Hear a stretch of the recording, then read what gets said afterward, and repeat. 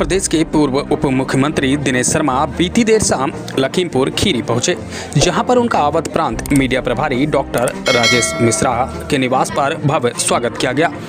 वहीं इस दौरान उन्होंने मीडिया से रूबरू होते हुए जहां इंडिया गठबंधन पर जमकर निशाना साधा है, तो वहीं उन्होंने राहुल गांधी पर भी तंज कसा है।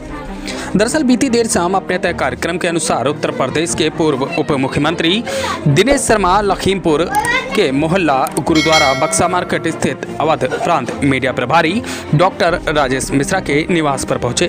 इस दौरान वहां मौजूद भाजपा कार्यकर्ताओं ने पूर्व उप मुख्यमंत्री दिनेश शर्मा का भव्य स्वागत किया। वहीं इस दौरान उन्होंने पत्रकारों से वार्ता की और पत्रकारों से रूबरू होते हुए दिनेश शर्मा ने इंडिया गठबंधन पर जमकर निशाना साधा और साथ ही राहुल गांधी पर भी उन्होंने तंज कसा। पूर्व उप मुख्यमंत्री दिनेश शर्मा ने कहा कि देश में प्रधानमंत्री नरेंद्र मोदी की लोकप्रियता को देखते हुए इंडिया गठबंधन हताश और निराश है और अब वह पूरी तरह से राजनीतिक रूप से बेरोजगार है। वहीं उन्होंने राहुल गांधी पर तंज कसते हुए कहा कि राहुल गांधी अपने दिमाग में खिचड़ी बनाते हैं जो उनके स्वास्थ्य के लिए हानिकारक सिद्ध होती है और वह क्या बोलते हैं क्या करते हैं जो उनके खुद समझ में नहीं आता। इसके अलावा दिनेश शर्मा ने यह भी कहा कि अब आतंकवादी बिरयानी खाकर अपने मुल्क पाकिस्तान नहीं पहुंचते, वह अब सीमा पर खड़े हमारे जवानों की गोली खाकर पाकिस्तान पहुंचते हैं। जिसके बाद पूर्व उप मुख्यमंत्री दिनेश शर्मा पूर्व जिलाध्यक्ष शरद वाजपेयी से मिलने पहुंचे, जहां मौजूद नगरपालिका अध्यक्ष डॉक्टर इरा श्रीवास्तव ने उनका स्वागत किया है। आज लखीमपुर में बहुत बड़ा कार्यक्रम था, कई हजार दसियों हजार लोग उसमें आए थे। 26 जनवरी की पूर्व संध्या पर 100 फीट से ऊपर के झंडे का जो 70 किलो का झंडा था, ये जो गोला के विधायक हैं मनगिरी जी, उन्होंने कार्यक्रम को कराया था और पूरा एक जनसमूह उमड़ा था। पूर्व सैनिक थे जो शहीद सैनिकों के आश्रित थे, उनको सम्मान समारोह में था। ये एक ऐसा अवसर था जो पूरे लखीमपुर की तमाम स्मृतियों को जो आज़ादी से जुड़ी हुई थी उनको व्यक्त कर रहा था। प्रधानमंत्री ने पहले ही कहा है कि समाधान नहीं, हमको विवाद नहीं, समाधान चाहिए।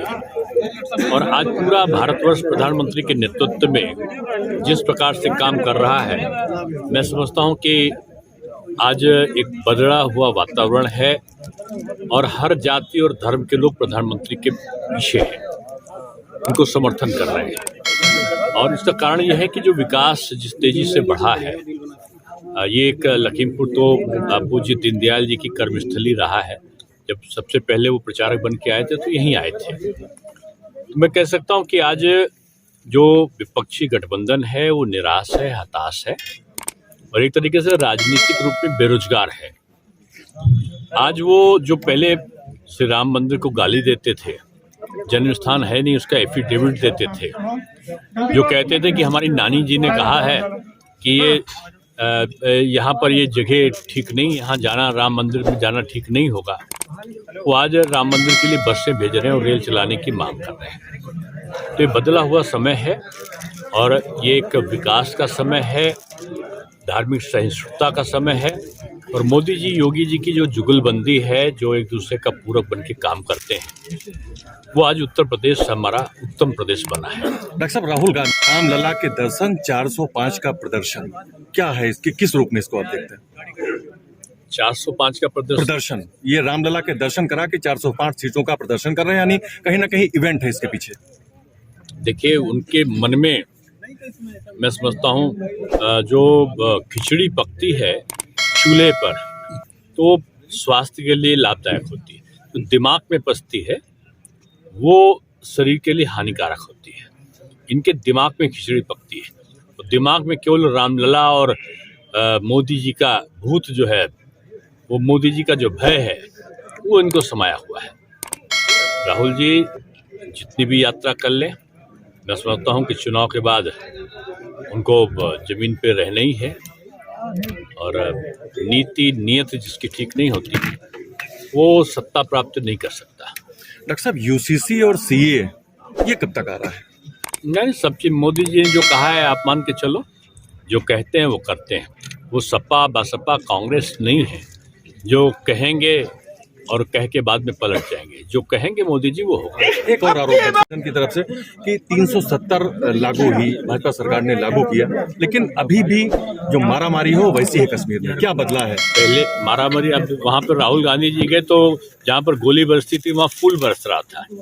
ये अंतर नहीं दिखाई पड़ा आपका? अब कहीं कहीं थोड़ी बहुत छोटी मोटी घटना अगर घटी तो अब आतंकवादी बिरयानी खा के पाकिस्तान नहीं जाता।